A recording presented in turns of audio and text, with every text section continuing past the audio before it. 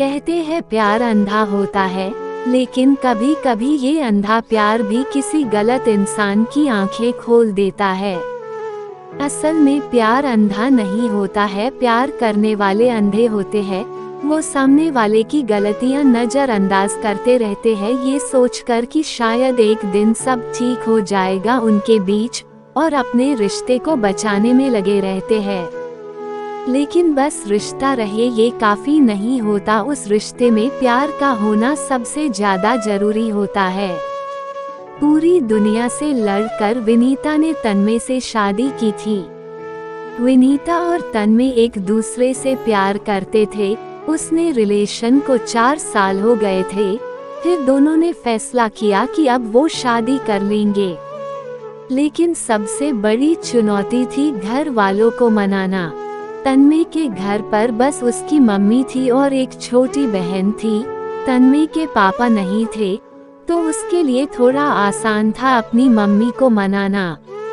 लेकिन विनीता के घर वाले इतनी आसानी से नहीं मानने वाले थे।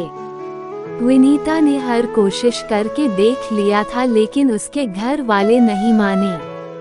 उसके घर वाले उससे परेशान होकर ये कह दिया कि अगर तुझे उससे शादी करनी है तो कर ले, लेकिन फिर कभी हमारे दरवाजे पर नहीं आना। उसने ये बात तन्मय को बताई थी।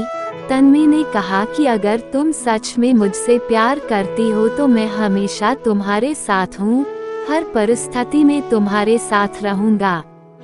विनीता ने बहुत सोचा इस बारे में। उसने सोचा कि अगर वो तन्मय से शादी नहीं करती हूँ तो कल को उसके घर वाले कहीं ना कहीं उसकी शादी कर ही देंगे, लेकिन वो किसी और के साथ खुश नहीं रह पाएगी, क्योंकि वो तन्मय से बहुत ज्यादा प्यार करती थी और उसके बिना वो रहने की सोच भी नहीं सकती थी। और अगर वो तन्मय से शादी कर लेती है तो कल को उसके घर वाले भी देखेंगे कि वो तन्मय के साथ कितनी खुश है, तो शायद उसके घर वाले भी उनका रिश्ता मंजूर कर ले।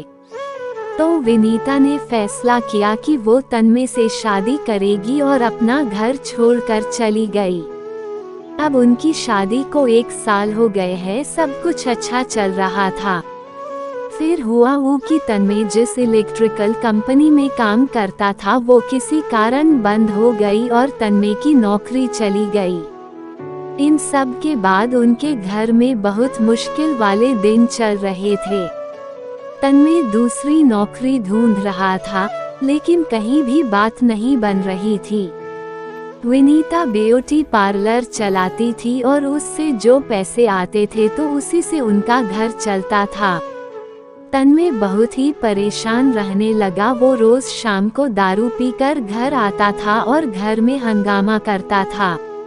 विनीता उसे कितना समझाती थी कि नहीं किया करो ऐसा, सब ठीक हो जाएगा, तुम्हें जल्दी की नौकरी मिल जाएगी।